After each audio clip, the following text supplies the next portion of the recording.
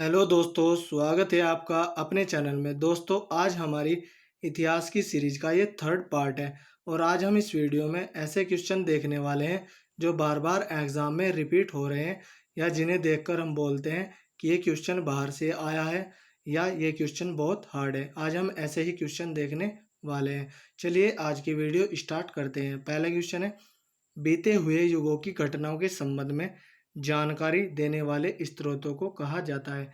इसका सही आंसर होगा ऑप्शन नंबर ए, ऐतिहासिक स्रोत। अगला क्वेश्चन है, निम्नलिखित में कौन सा कथन सही है। इसका सही आंसर होगा ऑप्शन नंबर ए, साहित्यिक स्रोत की तुलना में पुरातात्विक स्रोत अधिक प्रमाणिक होते हैं।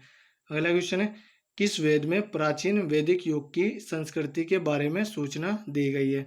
इसका सही आंसर होगा ऑप्शन नंबर ए, ऋग्वेद में। ऋग्वेद में वैदिक युग की संस्कृति के बारे में सूचना दी गई है। अगला क्वेश्चन है, निम्नलिखित में कौन सा ग्रंथ श्रुति ग्रंथ का अंग नहीं माना जाता है। इसका सही आंसर होगा ऑप्शन नंबर डी, पुराण। पुराण को श्रुति ग्रंथ का अंग नहीं माना जाता। अगला क्वेश्चन है, निम्नलिखित में कौन सा ग्रंथ यह दावा करता है जो उस ग्रंथ में है वह विश्व में है और जो उस ग्रंथ में नहीं है वह विश्व में अलभ्य है। इसका सही आंसर होगा ऑप्शन नंबर डी, महाभारत में। महाभारत में यह दावा किया गया है। अगला क्वेश्चन है, त्रिपिटक धर्म ग्रंथ है। इसका सही आंसर होगा ऑप्शन नंबर बी, बौद्धों का। अगला क्वेश्चन है, जातक किसका ग्रंथ है। इसका सही आंसर होगा ऑप्शन नंबर सी, बौद्ध का। अगला क्वेश्चन है, मिलिंद पन्हो, मिलिंद के प्रश्न राजा मिलिंद और किस बौद्ध भिक्षु के मध्य संवाद के रूप में है। इसका सही आंसर होगा option number A, Nagasena. Nagasena और राजा मिलिंद के संवाद को मिलिंद पन्हो या मिलिंद के प्रश्न कहा गया है। अगला क्वेश्चन है, निम्नलिखित में किसकी तुलना मैकियावेली के प्रिंस से की जा सकती है। इसका सही आंसर होगा ऑप्शन नंबर बी, कौटिल्य का अर्थशास्त्र। अगला क्वेश्चन है, कौटिल्य के अर्थशास्त्र में किस पहलू पर प्रकाश डाला गया है। इसका सही आंसर होगा ऑप्शन नंबर बी, राजनीतिक नीतियाँ। कौटिल्य के दो नाम और हैं, एक विष्णुगुप्त और दूसरा चाणक्य। यह चंद्रगुप्त मौर्य के दरबार में रहते थे। अगला क्वेश्चन है, कल्हण की पुस्तक का नाम क्या है। इसका सही आंसर होगा option number D, Rajatarangini. Rajatarangini पुस्तक में कश्मीर के इतिहास के बारे में बताया गया है। अगला क्वेश्चन है, अष्टाध्यायी किसके द्वारा लिखी गई है। इसका सही आंसर होगा ऑप्शन नंबर बी, पाणिनि के द्वारा। अगला क्वेश्चन है, महाभाष्य के रचनाकार का नाम है। इसका सही आंसर होगा option number B, Patanjali. Patanjali Mahabhashya के रचनाकार है। अगला क्वेश्चन है, कालिदास द्वारा रचित मालविका अग्निमित्र नाटक का नायक था। इसका सही आंसर होगा ऑप्शन नंबर सी, अग्निमित्र। अगला क्वेश्चन है, हर्षचरित किसके द्वारा लिखी गई थी। इसका सही आंसर होगा ऑप्शन नंबर बी, बाणभट्ट। और यह हर्ष के दरबार में कवि थे। अगला क्वेश्चन है, विक्रमांक चरित्र के रचनाकार का नाम है। इसका सही आंसर होगा option number B, Bilhan. Bilhan के द्वारा विक्रमांक चरित्र की रचना की गई है। अगला क्वेश्चन है, चंदबरदाई द्वारा रचित ग्रंथ का नाम है।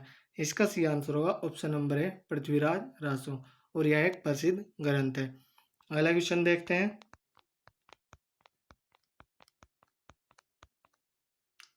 निम्न में से कौन सिकंदर के साथ भारत आने वाला इतिहासकार नहीं था।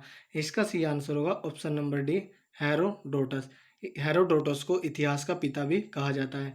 जबकि सिकंदर के साथ आने वाले निरियाकस, एनासिक्रिटिस और एरिस्टोबुल्स, ये तीनों इतिहासकार सिकंदर के साथ भारत आए थे। अगला क्वेश्चन है, निम्नलिखित में से किस विदेशी यात्री ने भारत का दौरा सबसे पहले किया था। इसका सही आंसर होगा ऑप्शन नंबर ए, मेगास्थनीज ने। यह चंद्रगुप्त मौर्य के दरबार में राजदूत के रूप में रहते थे और इन्हें सेल्यूकस निकेटर ने भेजा था। अगला क्वेश्चन है, मेगास्थनीज की पुस्तक का नाम क्या है। इसका सही आंसर होगा option number D, indica. Indica Megasthenes की पुस्तक है। अगला क्वेश्चन है, जियोग्राफिया की रचना किसने की। इसका सही आंसर होगा ऑप्शन नंबर सी, स्ट्रैबो ने। स्ट्रैबो ने जियोग्राफिया की रचना की। अगला क्वेश्चन है, प्लिनी की पुस्तक का नाम है। इसका सही आंसर होगा option number B, Naturalis Historia. यह प्लिनी के द्वारा लिखी गई है। अगला क्वेश्चन है, पेरिपल्स ऑफ एरिथ्रियन सी की रचना किसने की। इसका सही आंसर होगा ऑप्शन नंबर डी, अज्ञातनामा यूनानी लेखक ने। अगला क्वेश्चन है, फाहियान कहाँ का निवासी था? इसका सही आंसर होगा ऑप्शन नंबर सी, चीन का, और यह चंद्रगुप्त द्वितीय के दरबार में आया था। अगला क्वेश्चन है, फाहियान किसके शासनकाल में भारत आया था? इसका सही आंसर होगा ऑप्शन नंबर डी, चंद्रगुप्त द्वितीय के दरबार में यह आया था। अगला क्वेश्चन है, हर्षवर्धन के समय में कौन सा चीनी यात्री भारत आया था? इसका सही आंसर होगा ऑप्शन नंबर डी, ह्वेन सांग। इसमें बहुत कंफ्यूजन होता है कि हर्षवर्धन के शासनकाल में कौन आया और फाहियान किसके शासनकाल में आया। तो हर्षवर्धन में भी है और ह्वेन सांग में भी है, तो इससे इसकी पहचान हो जाती है कि हर्षवर्धन के शासनकाल में ह्वेन सांग आया और फाहियान चंद्रगुप्त द्वितीय के शासनकाल में भारत आया। अगला क्वेश्चन है, 9वीं सदी में भारत आए अरब यात्री सुलेमान ने किस साम्राज्य को रुहुमा कहकर संबोधित किया? इसका सही आंसर होगा ऑप्शन नंबर ए, पाल वंश को या पाल साम्राज्य को। अगला क्वेश्चन है, अल बरूनी किसके शासनकाल में इतिहासकार था? इसका सही आंसर होगा option number A, Mahmud Ghaznavi. यह महमूद गजनवी के साथ भारत आया था। अगला क्वेश्चन है, यात्री इब्न बतूता कहाँ से आया था? इसका सही आंसर होगा ऑप्शन नंबर ए, मोरक्को। यह मोरक्को से आया था और यह मोहम्मद बिन तुगलक के शासनकाल में भारत आया। अगला क्वेश्चन है, दक्षिण अफ्रीकी यात्री इब्न बतूता किसके शासनकाल में भारत आया था? इसका सही आंसर होगा ऑप्शन नंबर सी, मोहम्मद बिन तुगलक के शासनकाल में। अगला क्वेश्चन है, फारस के सुल्तान मिर्जा शाहरुख के राजदूत अब्दुल रज्जाक 1443 से 1444 ईस्वी ने किस विजयनगर सम्राट के शासनकाल में विजयनगर की यात्रा की? इसका सही आंसर होगा ऑप्शन नंबर बी, देवराय द्वितीय। जबकि कृष्ण देवराय विजयनगर के सबसे महान सम्राट हुए। अगला क्वेश्चन है, भारतीय पुरातत्व सर्वेक्षण की स्थापना कब हुई थी? इसका सही आंसर होगा ऑप्शन नंबर डी, 1861 ईस्वी में। अगला क्वेश्चन है, भारतीय पुरातत्व का जनक the father of Indian archaeology किसे कहा जाता है? इसका सही आंसर होगा option number A, Alexander Cunningham को। अगला क्वेश्चन है, निम्नलिखित विद्वानों में हड़प्पा सभ्यता का सर्वप्रथम खोजकर्ता कौन था? इसका सही आंसर होगा option number D, Dayaram Sahni. अगला क्वेश्चन है, हड़प्पा सभ्यता की खोज किस वर्ष में हुई? इसका सही आंसर होगा ऑप्शन नंबर बी, 1921 ईस्वी में। अगला क्वेश्चन देखते हैं, सिंधु घाटी सभ्यता को खोज निकालने में जिन दो भारतीयों का नाम जुड़ा है? इसका सही आंसर होगा ऑप्शन नंबर ए, दयाराम साहनी एवं राखलदास बनर्जी। दयाराम साहनी ने हड़प्पा सभ्यता की और राखलदास बनर्जी ने मोहनजोदड़ो की खोज की। अगला क्वेश्चन, हड़प्पा एवं मोहनजोदड़ो की पुरातात्विक खुदाई के प्रभारी थे? इसका सही आंसर होगा option number B, sir John Marshall. यह मोहनजोदड़ो की पुरातात्विक खुदाई के प्रभारी थे।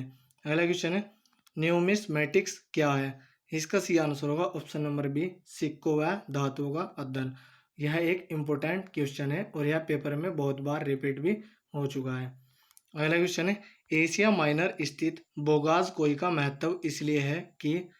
इसका सही आंसर होगा ऑप्शन नंबर ए, वहां से जो अभिलेख प्राप्त हुए हैं उनमें 4 वैदिक देवताओं इंद्र, वरुण, मित्र, नसत्य का उल्लेख मिलता है। तो ऑप्शन नंबर ए इसका सही आंसर होगा। अगला क्वेश्चन है, अशोक के शिलालेखों को पढ़ने वाला प्रथम अंग्रेज कौन था? इसका सही आंसर होगा option number D, James Prinsep. James Prinsep ने अशोक के शिलालेखों को सबसे पहले पढ़ा और अशोक के शिलालेख ब्राह्मी व खरोष्टी लिपि में भी मिलते हैं। तो दोस्तों, यह थी हमारी वीडियो। अगर आपको अच्छी लगी हो तो कमेंट करके ज़रूर बताएं। अगर आपको किसी क्वेश्चन में कोई डाउट हो या कुछ पूछना हो तो आप कमेंट करके पूछ सकते हैं। धन्यवाद।